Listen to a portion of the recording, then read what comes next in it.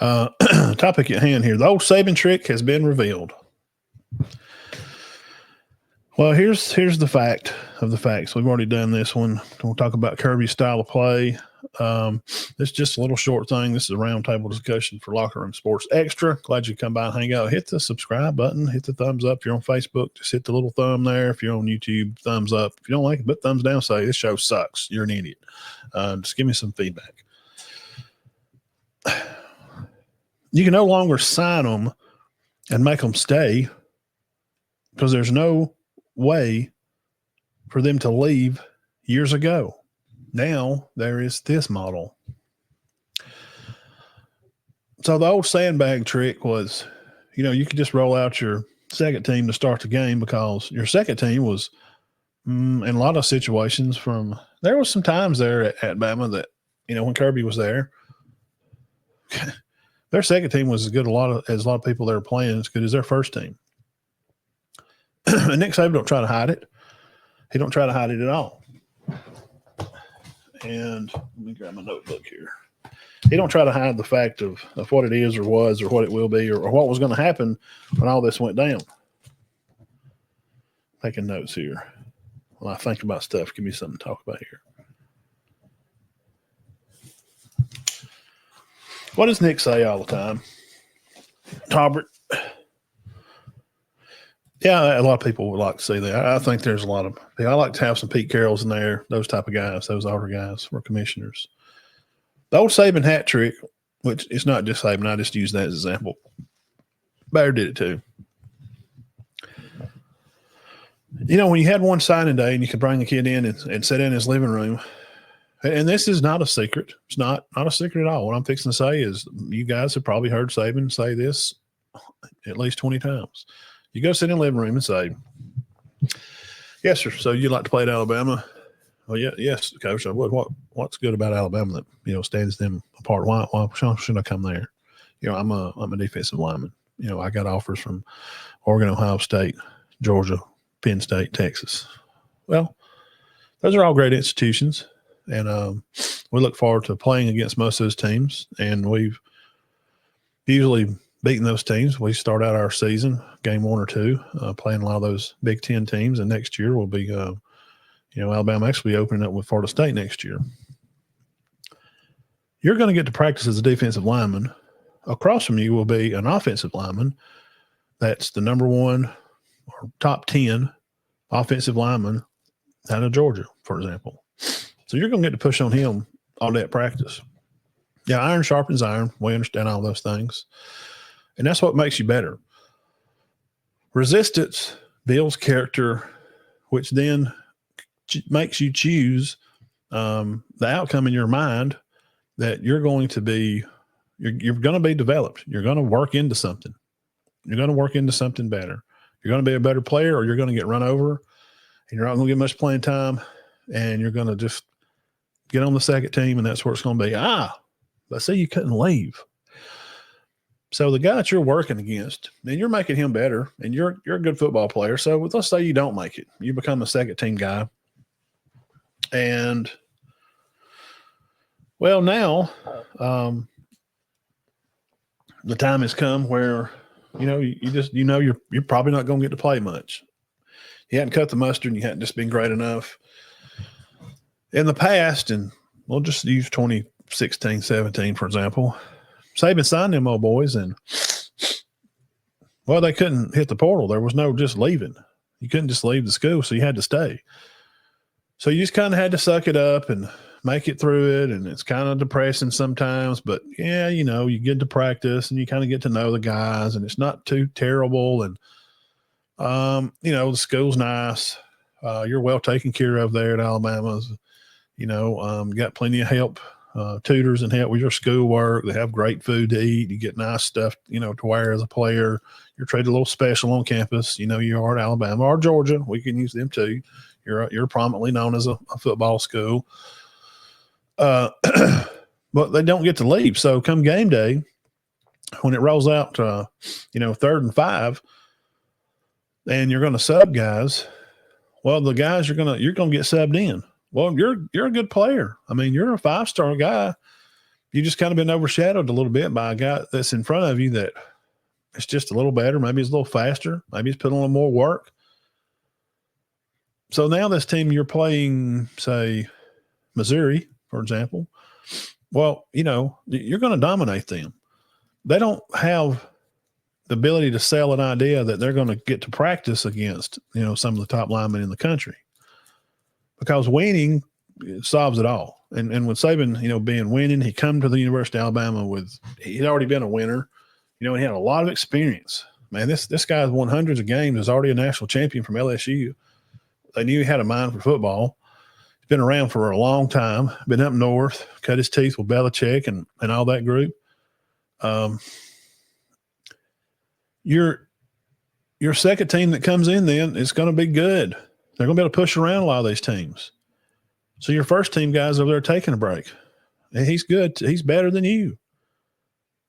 And then when it goes back, say you stop them, it's fourth down, they punt, you roll off, special teams comes out, boom, offense goes out. Make plays, touchdown, come out, first team defense goes out. Couple plays, Jonathan Allen wants to come out, boom, second team guy rolls in. I mean, not everybody's Jonathan Allen, but they roll in a guy that's pretty freaking good. And he's pushing on this old guard up there on the line. And he don't hardly notice a lot of difference in what he's getting. He's having to work his freaking butt off to try to keep the block so they can try to have some kind of opportunity to score. That's gone. Because now when you go first team defense out, they go out there on the field and, we'll say they get midway through the second quarter and maybe Tim Keenan, we'll use him, for example, or Smith. He had a great game other day. Against Michigan. Had a good game. Well, when he's tired, years ago, you just kind of go to the sideline and they roll out another 5 because they couldn't leave. There was nowhere for them to go. They couldn't just jump in the portal. They had to stay for the year. Now, I think there was a time at the end of the year, I know in the past several years, that you could leave. And sometimes kids have medical emergencies or whatever. Philip Sims, remember him from Virginia? He went up going back home. His mom went up. Something happened to her bad, so he had to go back home. So now Tim Keenan goes out. Well, his replacement that comes in for him is not some great player. He's some, 3-star guy from Snellville, Georgia that, played up there in a good school. There's some good football players. Birds knows that. There's some good, football players up there, but he's not Tim Keenan. Okay, or the guy that comes in and plays for Jahad Campbell. He's going to be okay, but he's probably young because you don't have an older classman that's like a sophomore or junior that's just behind him that come in a class or two behind Campbell and develop with him and work with him, and they know each other well. They know what's expected. You're going to step in and take the place of a team captain. So, like Deontay Lawson, he was out the other day. He's been out hurt. Saab was out. Malachi Moore was out. Campbell went out with a hand injury against Michigan. So their 4 top calling captains on defense were out. They still should have won the game. Michigan's terrible. That's a terrible game. There's no excuse. This is not an excuse show. I'm just revealing some things and letting some people know that are just casual watchers of the show. You guys know. These guys in comments, y'all watch football and you know what I'm saying. There's no guy to go in the bag and the bag of tricks here. Saban just reaches in there and only have to look. He just closed his eyes and pick one out of the hat and throw him another magic rabbit out there. Now that's not. Now when you reach in the bag, you're looking around like, well, let's see, he missed 2 days of practice this week. This guy over here, who we going? It's hard to even get a plan. I couldn't imagine being an assistant coach or like maybe a GA or something that's working there that, just kind of helps and does a lot of behind the scenes stuff. Man, just to get a second team or third team ready, because you got first team guys are going to come out. They're going to get breaks, some on and off. It's not NIL completely why this has changed the game. Stop listening to Stephen A. Smith and freaking Club Shay, Shannon Sharp. These 2 jackwagons don't know about college football. They don't talk about it. They don't keep up with it. They read highlight notes and they just talk some about it just because they're on ESPN and they have to. They're better breaking down pro football and pro basketball. That's really their thing. Shannon Sharp's a Hall of Famer. He did play college football. And if he studied it and went on a college show with some of these college football, like ACC Network or, Marty McGee and them and, those shows or that just are just college football, Paul Feinbaum. I'm sure if Shannon studied that stuff and it was just his department, he could probably speak about it, but stop listening to them because they're just saying NIL. It's one persuading a top athlete to go from Notre Dame to Auburn, for example, like Deuce Knight. Yes, money had a big role in that. But that's not every kid. So stop using the NIL word as just to slop that old peanut butter on the bread and just spread it all the way across. That's not it. You're not paying attention if you think that. You didn't hear anything I just said. That's not the whole. Is it part of it? Yes. I just give you an example. I can go down the list of kids that get bought out. Underwood, the number one guy in the country from up north, from Michigan. I don't know why he ever committed LSU really anyway. Yeah. Portnoy drops him a bag, $12 million supposedly. They're going to pay him $3 million a year for him to stay 4 years at Michigan. That is NIL. But if you don't think that Barry Bryant or Pat Dye had some kind of paying system, or Lou Holtz, or Tom Osborne, if you don't think those guys, or Coach Johnson at Miami, I'm naming the ones that won, Bobby Bowden. If you don't think that, I just named all the coaches over the past 30 years that's been a knowingly winning program. If you don't think they had some kind of collective to give kids to get them a car, clothes, pay mama's house off. Cam Newton's daddy's trucking company, they got bought a truck and they bought pews for their church. I think it's great. I think Cam Newton got ripped off. He was on a side note here. Cam, you got ripped. What'd they pay him? $175,000, $275,000. He won their first title. Auburn should be writing checks to Cam Newton for the rest of his life. I'm not saying I'm against it, but stop with Shay Shay and Stephen A. Smith. That's Ask the 9, Ask the 10. It's Ask the freaking 99 to listen to Stephen A. and tell you the NIL. I see it. We're just paying. Kids they're just playing for money. No, it's not all kids. The old fat boy lineman, the right guard at Penn State, they do have some stipends. Them guys are probably getting 10 or 20, maybe 10 grand a month, maybe $5,000 a month, which is killer money. You don't think I'd like to take $5,000 a month to go play college football? And he probably ain't saying a lot because he knows fat boys, we don't get a lot of recognition. We get looked over, and if it wasn't for us, they wouldn't be no Gentry. They wouldn't be no Travis Hunter. They wouldn't be no Shador. He would be laying on the ground every play, which he almost was. Their line was terrible. Those are the guys really getting overlooked. You go ahead and put them on contract.